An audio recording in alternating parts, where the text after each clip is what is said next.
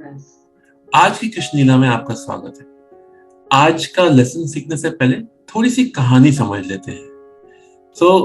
कहानी है दो कजिन्स की वॉर की, कौरव और पांडव। उनके फादर्स धृतराष्ट्र और पांडु।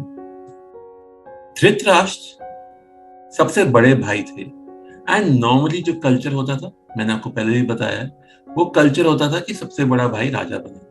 पर इस केस में धृतराष्ट्र क्योंकि नेत्रहीन थे, ब्लाइंड थे, जो उनके लर्नेड लोग थे, भीष्म पितामह जो बेसिकली एक कोच समझ लीजिए उनको, और उनके साथ में विदुर जो सबसे इंटेलिजेंट समझे जाते हैं, उन्होंने बोला कि नहीं, धृतराष्ट्र को किंग नहीं बना सकते क्योंकि वो देख नहीं सकते और किंग को हेल्दी होना चाहिए। तो पांडु को किंग बनाया गया।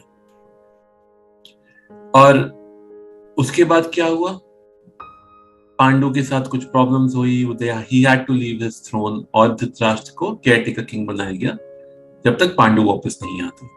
पांडु जंगल में जाते हैं, वहां उनके बच्चे होते हैं, यहाँ धृतराष्ट्र के बच्चे होते हैं। पांडु का सबसे बड़ा बेटा सबसे बड़ा होता है, उसका नाम होता है युधिष्ठिर, और पांडु जंगल में मर जाते हैं। तो जो वहां लर्नेड लोग हैं, जिन्होंने बताया था, भीष्म पितामह और विदुर, वो पांडवों को वापस ले आते हैं कोर्ट में। अब धृतराष्ट्र के बच्चे बड़े हो रहे थे, तो धृतराष्ट्र को लगा कि अब मेरे ही बच्चे किंग बनेंगे। तो उन्होंने दुर्योधन के दिमाग में बचपन से ये बात डाली कि राजा तो बेटा तुम ही बनोगे।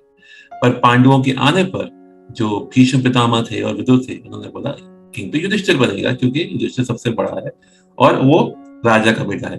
अब आपने देखे प्रॉब्लम क्या है, वहां पे बोला कि भाई नहीं, क्योंकि धृतराष्ट्र कंप्लीट नहीं है तो किंग नहीं बन सकते। या सबसे पहले वहां धृतराष्ट्र दुर्योधन को बोल रहे हैं कि तुम मेरे सबसे बड़े बेटे हो, तुम किंग बनोगे, और या भीष्म पितामह और विदुर बोल रहे हैं कि भैया युधिष्ठिर क्योंकि राजा का बेटा है तो राजा वही बनेगा। Paradox, complete chaos and confusion in the minds of the kids। ये ही जगह है जहां पे महाभारत का जन्म हुआ कि दोनों भाइयों के बीच में और मन में ये डाल दी गई बात कि भैया राजा तुम ही बनोगे। और किसी ने वो बात कभी क्लियर नहीं की, उनके बड़े होने तक भी क्लियर नहीं की। दुर्योधन ने काफी सारी गलत चीजें की युधिष्ठिर को मारने के लिए, क्योंकि उनको लगता था कि उनके फादर जो है धृतराष्ट्र, वो कभी बड़ों का कहना नहीं टालेंगे और इवेंचुअली किंगडम युधिष्ठिर को मिलेगी। आप ही सोच रहे होंगे मैंने एक कैप क्यों पहनी। आप ही में से एक ने, किसी ने कहा कि सौरभ सर जब आप कैप पहनते हैं आप स्माइल ज्यादा करते हैं, तो मैंने कैप पहन ली। Anyways, getting back to the story. एक और षड्यंत्र जो दुर्योधन ने रचा युधिष्ठिर को हराने के लिए, वो था गैम्बलिंग, जिसके बारे में हमने बात की थी। और उस गैम्बलिंग में के बाद वो सारे जंगल चले गए। अब हम उस जंगल की बात करेंगे। जंगल में एक खाने पीने का सामान चाहिए होता। द्रौपदी थी, उन 5 पांडवों की पत्नी थी। तो द्रौपदी का काम था कि रिस्पॉन्सिबिलिटी कि आप खाना बनाएंगी सबके लिए, और उसके लिए किसी भगवान ने या किसी साधु ने उनको एक वेसल दिया था कि आप उसी में खाना बनाएंगे, और जब तक आप खाना नहीं खा लेंगे उसमें से खाना निकलता रहेगा। ठीक है।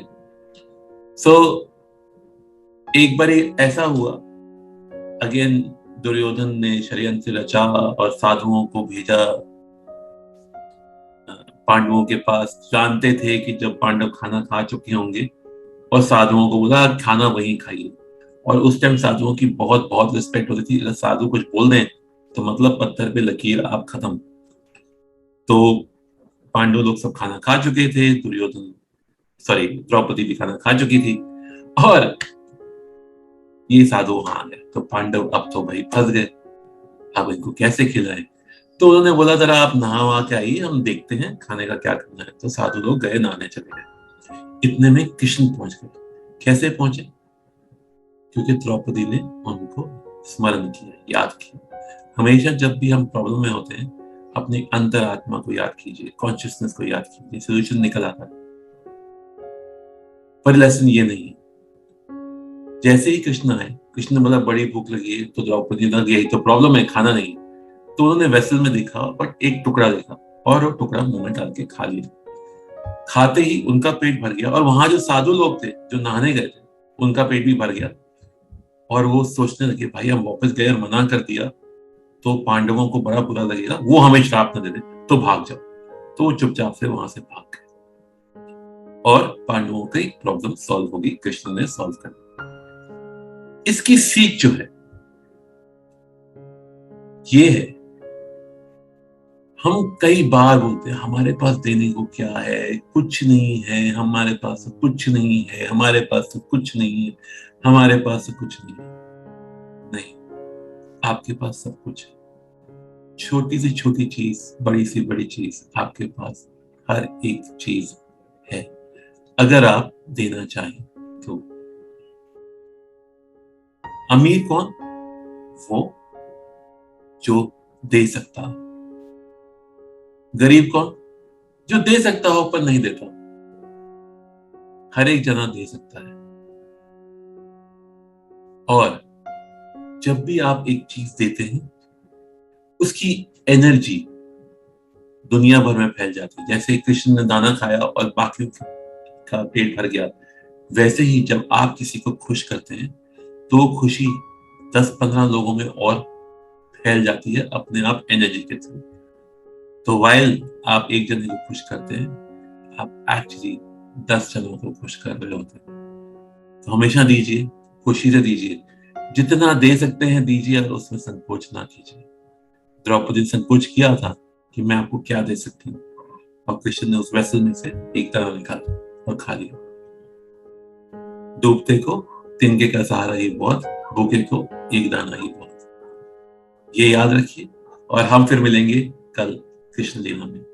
जय श्री कृष्ण।